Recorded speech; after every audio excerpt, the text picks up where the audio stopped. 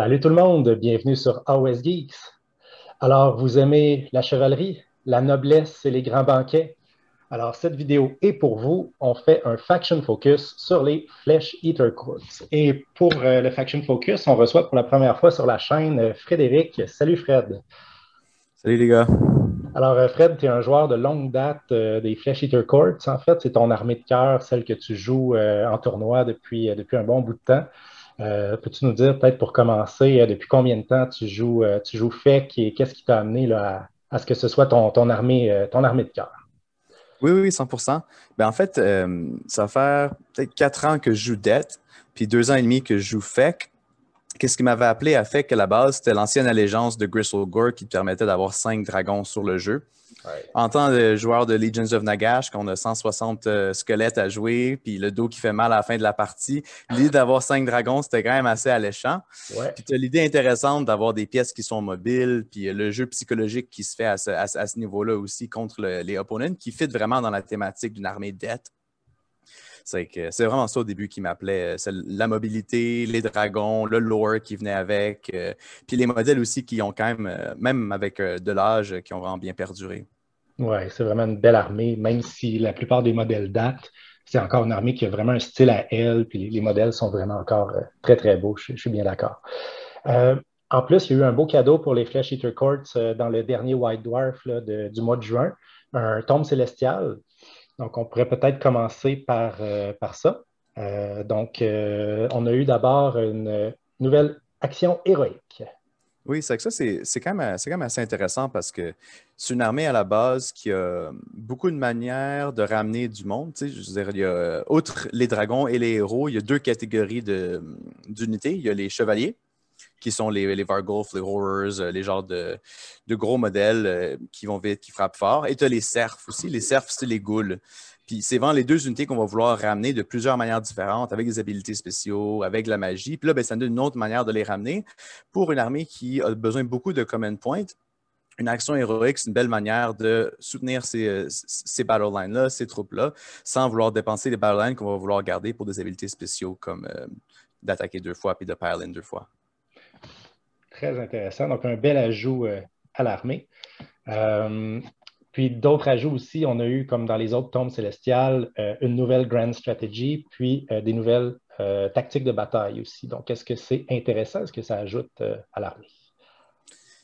Je pense que ça dépend vraiment de quel style de jeu qu'on va jouer. C'est 3 battle tactics qui peuvent être dans les bonnes circonstances de quoi à faire. La première qui est basée sur les attaques missiles des Flesh Eaters qui sont basées sur la Bravery. Ça, c'est quand même assez intéressant, dépendant dans quel match-up qu'on va se battre. Pour le monde qui ne sont pas très au courant de comment ça fonctionne, c'est un jet de dés. Et si le jet du dé est plus haut que le caractéristique de bravery de notre opponent, ben, on va manger un mortal wound en conséquence. C'est que si on se bat contre surtout du destruction, comme des glue spine, par exemple, avec 5 de bravery, ben, on fait un bon roulé, puis on parle de 5 à 6 mortal wounds par unité. C'est assez facile d'aller tuer certaines catégories d'unités, certaines catégories d'armées via ça. Encore là, si on joue avec des Flayers, si on joue avec des Terrorgeist, c'est quelque chose qui est vraiment le fun à avoir. Puis c'est quelque chose qui ne bracket pas nécessairement non plus. Donc, tout au courant de la partie, que ce soit le premier, deuxième, troisième, quatrième tour, c'est pas grave. C'est une battle tactique qu'on va pouvoir réussir tout au long de la Battle Force finalement. Les deux autres, je vous dirais que ça dépend un peu encore là, des styles de jeu qu'on joue. De tuer un monstre avec 5 wood, avec un Arborin, c'est un peu difficile parce qu'en général, le Arborin, c'est une pièce qui est assez maîtresse dans le jeu, qu'on va vouloir protéger. On ne va pas forcément vouloir l'amener au corps à corps. Ceci étant dit, la dernière Battle Tactics qui nous permet de de contrôler un objectif que l'opponent contrôle, puis de le contester avec soit un knight ou un courtier ou un serf, qui est comme quand même le 3/4 des forces qu'on va avoir dans Flesh Eater. Ça, c'est assez facile à faire aussi, surtout si on commence à maximiser un jeu qui est très mobile, ben à ce moment-là, outre tes dragons, la majorité de ton armée va pouvoir réussir la Battle Tactics. Ouais, Donc, c'est intéressant qu'on ait des options nouvelles parce qu'il y a des rumeurs qui courent dans le prochain GHB, les Battle Tactics vont peut-être être plus difficiles à faire. Donc, c'est le fun que là, on ait pour les faits que des options qui sont réalisables. En fait, on a 2 sur 3 qui sont assez facilement réalisables. Comme je disais, la troisième, moi, avec un Abhorrent, réussir à tuer quelque chose, ça va être plus difficile un peu. Mais même là, peut-être en fin de partie, ça peut arriver. Oui, puis on s'entend que c'est les dragons que le monde ils veulent tuer à la base. Mhm. C'est que, tu sais, si tu fais des tactiques avec les monstres au début, à la fin, tu n'as plus de monstres. C'est que là, ça te fait une battle tactique de plus que tu es capable d'aller faire relativement facilement. C'est vrai.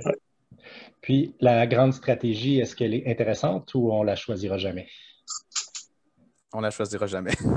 Bon, comme la plupart des grandes stratégies des tombes célestiales, c'est inutile. Malheureusement. Il y a eu un nouveau War Scroll Update aussi pour la pièce de terrain.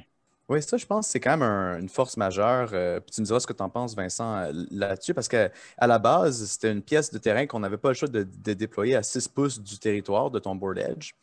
Puis ça avait plein de malus contre l'ennemi, mais il n'y a personne qui se ramassait dans le fond d'un territoire quand tu es fake. C'est que dépendant du déploiement qu'on peut jouer, on peut l'amener plus au centre du jeu. Puis ça a quand même un aura de 12 pouces. C'est techniquement comme un 24 pouces de bulle, où est-ce qu'on ne peut pas modifier les résultats de BattleShock finalement. Ou que je ne sais plus le wording exact, mais c'est qu'on ne peut pas utiliser de command abilities pour passer les BattleShock. Ça, c'est quand même intéressant. On peut pas utiliser d'habiletés qui empêchent de prendre des Battle Shock.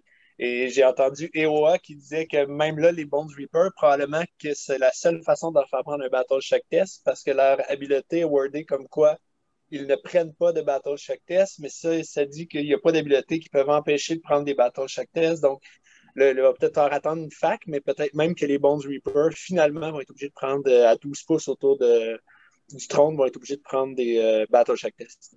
Wow. Ça, c'est cool. Les Bones Reapers avaient besoin d'un nerf, je suis bien content. Je pense que ce qui est le fun aussi avec ça, un petit truc, c'est que le trône était vraiment utilisé surtout pour faire du summon. Et à la base, c'était à 3 pouces que tu pouvais faire du summon. Maintenant, c'est un héros de Garrison à l'intérieur, c'est 12 pouces. C'est que tu peux techniquement mettre ton Arburn à l'intérieur, envoyer un Terrorgeist en avant, le garder à 12 pouces, puis utiliser son Command Ability gratuitement. Encore là, dans une armée qui a besoin beaucoup de Command Ability, c'est un plus qu'on va prendre vraiment très facilement. Ouais. Super. Tu as obligé un déploiement en castle très très serré parce que tous tes héros soient à 3 pouces pour que tu fasses leur command ability. Là, 12 pouces de chaque côté, ça te fait une bulle de presque un peu plus que 24 pouces que tu peux avoir. Fait que tu peux vraiment déployer un petit peu plus largement tes héros puis aller quand même chercher leur habileté de commandement qui va summoner des serfs ou des courtiers. Fait que c'est vraiment une bonne chose. Puis dans l'ensemble, j'ai l'impression que c'est quand même un tombe célestial qui est bien, c'est loin de changer l'armée, donc rien pour les remonter dans le méta de manière significative, mais c'est quand même des petits bonus qui sont le fun. Donc, ça ferait le tour du tombe célestial. On passerait peut-être à un survol des habiletés d'allégeance. On commencerait peut-être par les battle traits, lesquels traits de bataille, Fred, tu trouves les plus intéressants? Moi, je te dirais que quasiment toute l'armée Flesh Eater est vraiment basée sur le Feeding Frenzy. C'est ça qui fait l'armée. Puis si ça s'en va, ben Feck s'en va avec. C'est cette fameuse habilité qui permet d'attaquer 2 fois, de parler 2 fois, une à la suite de l'autre. Toute l'armée est basée là-dessus, finalement. Ça a été très nerfé dans la 3e édition parce qu'avant, on pouvait attaquer avec nos 2 Terrorgeist des Ghoul King les 2 fois en même temps, faire 4 activations. Ça fait mal, on s'entend. Maintenant, le fait de l'utiliser une fois, ça a vraiment changé le gameplay où est-ce qu'on pense à faire seulement une activation par tour pour vraiment maximiser le nombre de Feeding Frenzy qu'on peut faire. Dans une méta qu'on va perdre un gros monstre par tour à cause des archers et des Mortal Wounds, ça fait une grosse différence pour l'armée. Il y a du monde qui utilise les délusions au lieu des Grand Courts. Ça te permet d'avoir un Feeding Frenzy gratuit par tour. C'est quand même le fun. Je pense que c'était plus d'actualité quand on jouait beaucoup contre des luminettes qui nous enlevaient nos command abilities, nos command points finalement.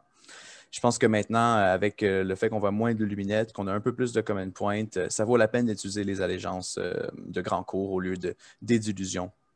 Okay. Intéressant. Ensuite, on peut passer peut-être aux command traits que tu trouves intéressants. Oui, bien en fait, je pense que dans les command traits, ce qui arrive souvent, c'est qu'on va les perdre à cause des habilités de grands cours. C'est qu'on pourrait peut-être y revenir un peu plus tard, dépendant de comment ça se passe, mais c'est vraiment 2 choses qui sont mutually dependent. Oui, tout à fait. OK, donc là, il y a des choix. Est-ce qu'il y a des artefacts intéressants ou là aussi, on va être condamné à un artefact parce qu'on joue une sous-allégeance? On va être condamné à un artefact parce qu'on joue une seule allégeance, mais il y a un artefact qui est clé dans Flesh Eater Course. C'est un artefact c'est un mount trait en fait. C'est le fameux Gapping Maw qui permet de rerouler les miss hits pour les attaques de Terrorgeist. Les attaques de Terrorgeist, finalement, comment ça fonctionne? C'est une attaque qui ne bracket pas. Sur chaque 6 to hit, c'est 6 mortales. Si on est capable d'aller ficher pour des 6 après, on combine ça avec un spell comme Black Hunger qui donne de 1 à 3 d'attaques de plus. On tombe à 6 attaques potentiellement. Là, ça commence à vraiment faire mal. Puis le Gapping Maw, tu le mets sur un de tes Terrorgeist que tu sais que tu vas pouvoir utiliser seulement dans un moment clé de la partie. Moi, je joue beaucoup Blister Skin, c'est qu'on utilise Eye of Hish, qui est un artefact comme de faction encore. Mais sinon, c'est vraiment le Mount Trait là, qui vaut le plus la peine. Puis dans les sorts, donc, tu en as déjà nommé un là, qui était particulièrement intéressant. Est-ce qu'il y a autre chose qu'on voit jouer beaucoup dans les armées FEC? Oui, ben, Black Hunger, c'est un spell unique de Aberrant, un des héros, le Arc Regent. Oui. Dans les spells, dans les lores de Madness, il y a deux choses qui sont vraiment importantes. Il y a Monstrous Vigor, puis il y a Spectral Host.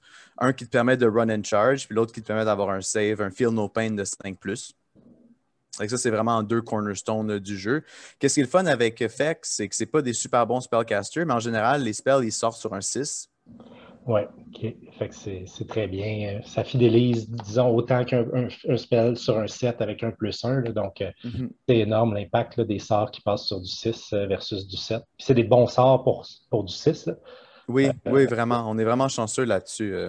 Un Feel No Pain à 5, là, c'est très bon, surtout sur un monstre de 14 points de vie. Là.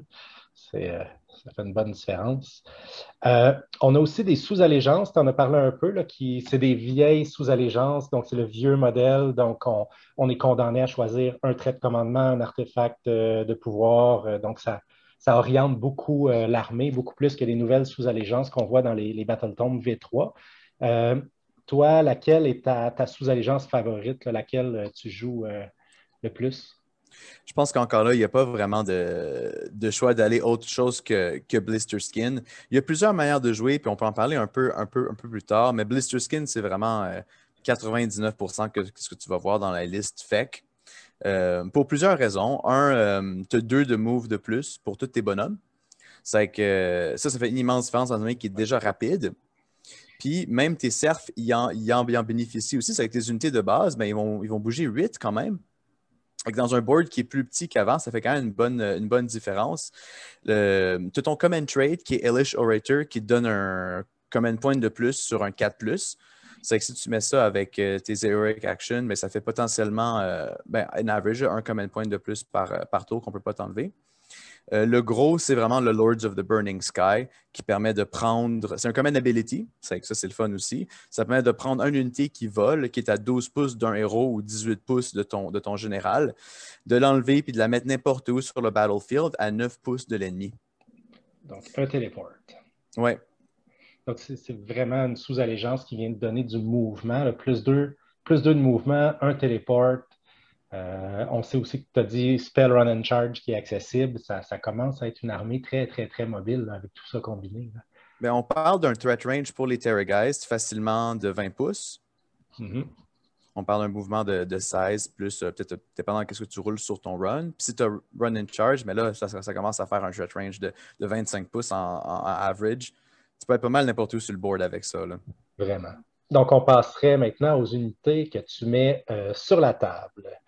Donc, en premier, tu as choisi le Aberrant Ghoul King sur Terrorgeist. Oui, ça, c'est vraiment le big bad du Flesh Eater Courts. Non seulement à cause de Gapping Maw, mais à cause du fait que c'est un profil qui ne va pas se dégrader. Il y a plusieurs attaques. Il y a les Gory Talon, il y a les Skeleton Claw. Les autres sont corrects. Ils vont faire comme un -1 rend, un dommage ou -1 rend des 3 dommages. Mais la grosse affaire avec ça, c'est le Fang Maw qui donne des 6 mortales sur les 6 to hit. Puis ça, c'est une attaque qui ne va pas dépérir avec le temps. Donc, le Terrorgeist qui est 1 wound ou 14, il va toujours faire de manière assez reliable ces attaques-là. Tu combines ça avec le fait de pouvoir rerouler les missed hits. Ça fait en average 20 mortal wounds par activation. Un double pile-in, ça fait 40 mortal wounds. Je veux dire, Tu sais, ça a la chance d'exploser assez vite, là. C'est sûr que si tu landes les bons spells et tout ça, donc c'est un peu tricky, c'est pas toujours quelque chose qui va être reliable, mais en général, je vais faire entre 12 puis 20 mortales ou 12 et 20 dommages par activation. C'est que tu peux vraiment clearer beaucoup, là. Grâce au sort qui donne des attaques supplémentaires, la Exactement. relance. Donc là, ouais, c'est épeurant parce que ça joue dans la tête de l'adversaire aussi. Parce que quand tu sais que tu as un monstre qui peut te faire, qui a 25 pouces de threat range, puis qui peut te faire comme 12-18 mortels, tu ouais, as besoin de bien bouger tes écrans parce que tu vas perdre tes grosses pièces rapidement, là. Oui, puis la cerise sur le Sunday, c'est les attaques de missiles qui sont à 10 pouces, ils sont bravery-based. C'est que souvent, les screens, ce pas des unités qui sont très bonnes. Donc, avec 2 Terrorgeist, tu peux facilement enlever une screen, puis là, ben, charger directement qu'est-ce qu'il y a en arrière des screens. Donc, c'est un style qui est très agressif de jeu à ce niveau-là, mais c'est très un one-punch. Hein. Une fois que le Terrorgeist est de ton côté de la map, là, tu l'oublies, c'est une missile. C'est qu'il faut qu'il fasse 480 points ou plus de dommages parce que tu sais qu'il va se perdre. Puis, ben, quand il meurt, ben, il fait un D3 Mortal Wound à tout ce qui est alentour aussi. C'est que ça fait quand même aussi une différence des fois dans certains contextes. Mais tu l'as dit, c'est des monstres qui vont mourir. C'est 14 points de vie sur une sauvegarde à 4+. Puis la seule protection sérieuse que tu peux donner, c'est le sort qui donne une protection à 5+. Donc, ça demeure fragile. Dans le méta actuel, c'est rendu des bêtes qui sont fragiles quand même. Oui.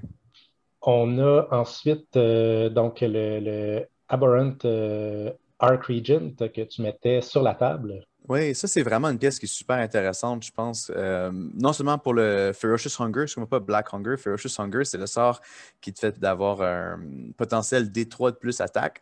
Ça se casse sur un 6. C'est Holy Within 24.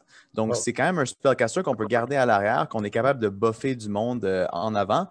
Puis, mais lui, c'est une habilité différente pour summoner. Il peut summoner un courtier, on va en parler plus tard, mais c'est un support piece pour les flayers ou les serfs que tu vas pouvoir amener aussi. C'est que juste avec l'idée du summon, quand on enlève les points du courtier, le Aberrant Arc Regent, il coûte, je pense, 120 points. Là, c'est pas beaucoup pour qu'est-ce que ça fait.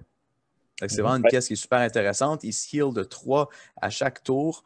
Donc, même avec 7 de vie, il n'y a pas grand-chose qui peuvent le tuer rapidement si tu le gardes dans ton backfield. Puis, il casse 2 spells. Ouais, c'est un super bon spellcaster, puis son spell, c'est D3 attaques additionnelles. Un spell qui donne une attaque additionnelle ou une habilité de commandement qui donne une attaque additionnelle, c'est bon. Lui, c'est D3. Fait que même tes petits serres deviennent ridicules là, quand tu réussis à rouler ton 3 attaques de plus. En fait, dès que le Warshall avait été spoilé au début, là, quand il était sorti dans la boîte, la Dual Box, tout le monde se disait déjà que c'était un auto-include dans toutes les listes, là. Est-ce que le Aberrant Ghoul King mérite autant d'amour? Je pense que non, malheureusement, je veux dire. Il est vraiment trop fragile. Puis oui, il y a un spell qui permet d'avoir une attaque de plus par tour, mais à 6 wounds, 4 plus de save, il peut juste summoner 10 ghouls. En termes de points, là, ça vaut vraiment pas la peine de l'année. Mais j'ai vu quelques listes qui mettent le Aberrant Ghoul King, puis le Arc Regent, puis ils spike un Terrorgeist. Mais il faut vraiment être chanceux sur les spells. Il faut pas jouer contre une armée qui a des unbind, là. Ouais, je l'ai vu aussi avec le Vargulf courtier, là, quand on veut faire le smash bat, on mettait les deux vraiment maximisés, puis on envoie le Vargulf tout seul comme missile, puis ça devient un peu ridicule les dommages qu'il fait, mais ça aussi, ça meurt. Tu l'envoies, il fait du dommage, puis après ça, il est mort. Justement, on a notre courtier kamikaze qu'on a vu dans plusieurs listes en V2. Est-ce qu'il est toujours. Tu le mets toujours sur la table aujourd'hui?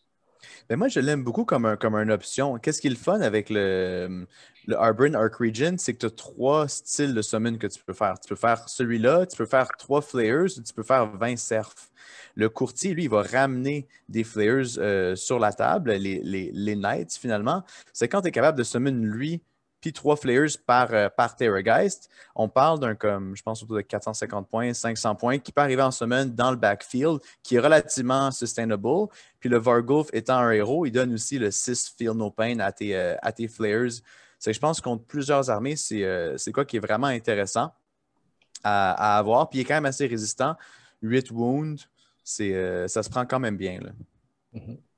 Puis il a beaucoup été utilisé, comme Vincent le disait, hein, comme un missile kamikaze super buffé où il allait tout détruire au tour 1. Là, je me souviens qu'il a été une pièce qui terrorisait en V2.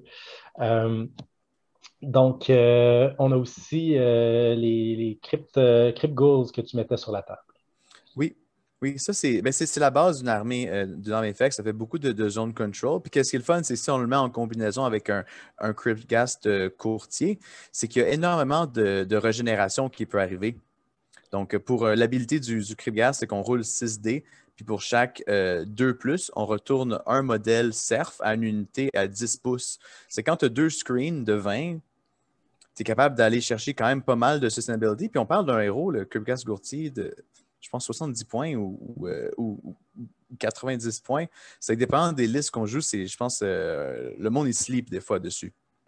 OK. Fait que ça devient une armée qui peut avoir énormément de récursions, là, des screens qui ne sont pas si faciles à tasser que ça. Puis finalement, sur la table, on mettait les Flayers. Ouais, les Flayers, c'est vraiment l'armée cavalerie que tu veux avoir dans Flesh Eater Court. C'est un vieux livre, tu as 3-4 manières de les monter, mais il y a vraiment juste une manière de les monter. Puis c'est vraiment juste les Flayers qui valent la peine en toi et moi. C'est des unités qui fly. On parle de 12 pouces de mouvement. Avec Blister Skin, on monte à 14 pouces de mouvement. Ils ont les Death Scream, encore les mêmes attaques qui sont Bravery Based. C'est pas aussi bon qu'un Terrorgeist, mais c'est une attaque par Flayers. C'est dans les bonnes circonstances, ça peut faire quand même une différence. Puis les 6 to hit, c'est des Mortal Wounds aussi, en addition. Okay. C'est pas quelque chose qui va frapper aussi fort, mais ça peut prendre le monde par surprise aussi. Qu'est-ce qui est malheureux, c'est que c'est des grosses bases. C'est que si tu en as plus que 3 dans une liste, c'est vraiment difficile de les rendre au corps à corps avec les nouvelles règles de cohésion en plus. Mais comme un summon, comme un distraction, pour aller chercher des objectifs tout au long de la partie, c'est vraiment des choses qui sont super le fun à avoir sur le terrain. Super. Donc, ça fait le tour des unités que tu mettais sur la table. Donc, on passerait maintenant. Donc, on voit aussi que c'est un style de jeu très agressif globalement, avec comme tu disais, mais quand même aussi avec de la récursion. Donc, c'est une espèce d'hybride entre être capable de tanker, ramener des modèles, puis charger aussi comme un fou à travers les lignes adverses. Là. Fait que c'est un beau style de jeu. Donc, on passerait maintenant aux unités que tu mets sur les tablettes. La première, ben, c'est le Gold King sur Zombie Dragon. Comme j'ai expliqué un peu avec le Flares, le Zombie Dragon, il y a peut-être du monde qui vont le jouer, mais le fait qu'il ne fasse pas de Mortal Wound sur les 6, c'est vraiment difficile à compter pour ses points. C'est un modèle qui, dans la méta actuelle, fall flat. C'est pas un gros can opener. Oui, il y a une attaque qui hit automatiquement sur des hordes, mais à moins 3 rend, des 6 de dommages, le pire que tu peux enlever, c'est 6 modèles. Ouais. C'est vrai que c'est pas vraiment l'idéal. Puis ces summons ne sont pas aussi bons aussi. Tu as vraiment juste un courtier que tu peux summon au lieu d'un courtier, un Vargulf ou 3 knights. Les 3 knights, ils vont avoir vraiment plus de sens dans une armée fait que tu as besoin vraiment beaucoup de zone control. Donc, on va toujours privilégier finalement le Terrorgeist aux Zombie Dragon. Mais tu l'as dit, dans le méta actuel, on a tellement des grosses saves. Si tu s'en vas frapper un héros qui est sur une save à 2+, tu veux les mortels du Terrorgeist. Fait que c'est peut-être qu'en V2, il y avait un choix à faire entre les deux, mais en V3, clairement, le Terrorgeist est meilleur. Assurément. Donc, il y a aussi les cryptoreurs et leurs héros qui vont sur les tablettes. Oui, encore là, le manque de mobilité, le manque de mortal, il n'y a pas de missile attack. C'est vraiment des grosses bases qui sont chunky, qu'on a de la misère à rentrer au corps à corps. On parle de quand même la moitié de moins de mouvement là, pour une armée qui est très lightning d'habitude. Ça slow down. Je pense qu'il y a peut-être des manières de les jouer que le monde n'a pas encore nécessairement travaillé dessus. Ça se voit des fois aux États-Unis, mais je te dirais que dans la méta locale au Québec ou au Canada, ça ne se voit pas vraiment. 5 plus de save en plus de ça, il n'y a pas grand-chose qui va pour eux, là, malheureusement. Tout ce qu'ils font, il y a autre chose qui le fait mieux dans l'armée. Exact. Ouais.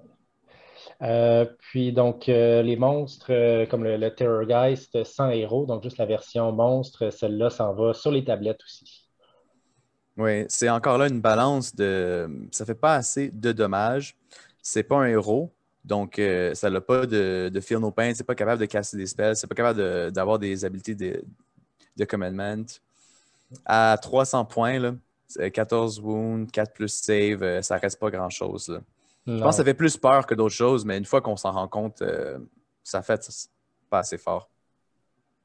c'est pas un super profil d'attaque pour 300 points. C'est comme tu l'as dit, c'est fragile. Alors, essentiellement, tu vas donner un point de victoire à l'adversaire quand il va mourir, puis il n'aura pas remboursé ses points Ouais. par son effet sur le battlefield. Puis c'est un peu la même chose, je pense, pour le zombie dragon que tu mets aussi sur les tablettes pour les mêmes raisons, là. Oui.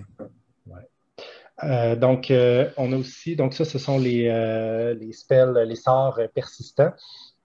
On les a mis sur les tablettes, mais il y en a un qui peut être intéressant quand même dans certaines listes, c'est ça? Oui, le Chalice of Ushran, c'est celui qu'on va voir le plus souvent. Finalement, c'est un modèle qu'on va mettre au milieu du jeu, finalement.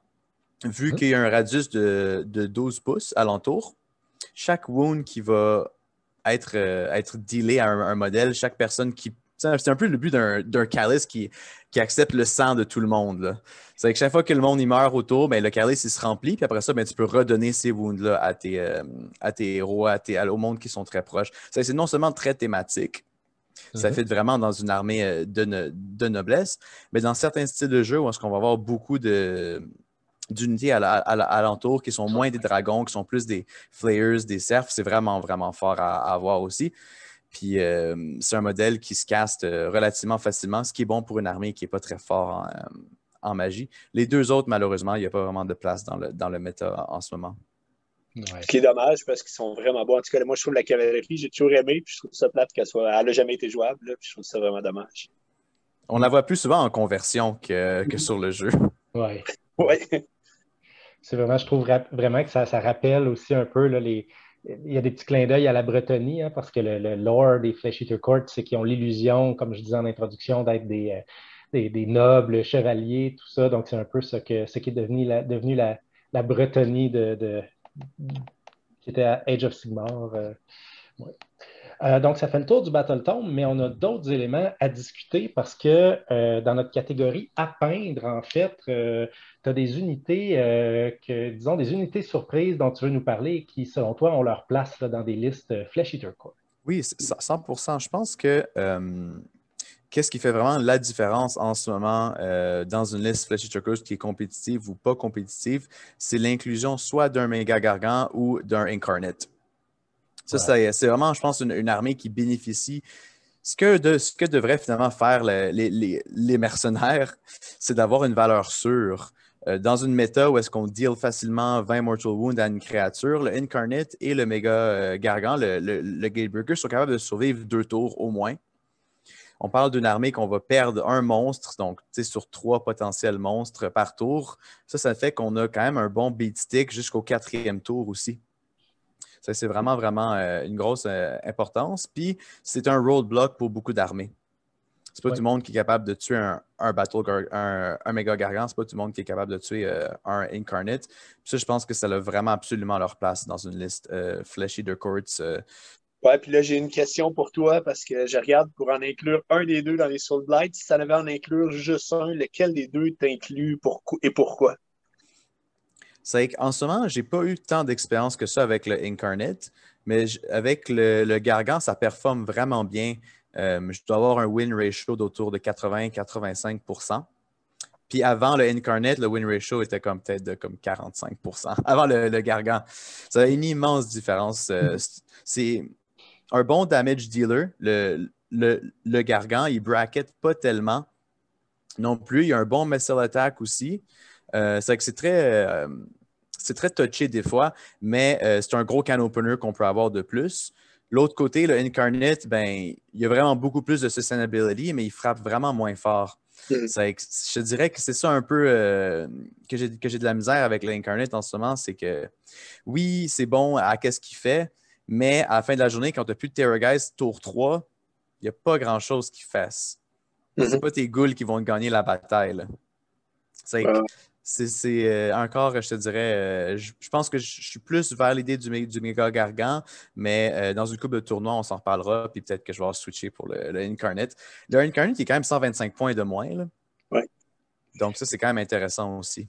J'aime beaucoup le Incarnate aussi parce que il permet, donc si tu le bandes, si tu l'associes à un de tes sorciers, ça donne, pendant qu'il est dans la zone d'effet de l'Incarnate, ça donne un +1 au casting roll. Donc on disait que c'est des sorciers qui n'ont pas de bonus, puis les sorts sont super importants.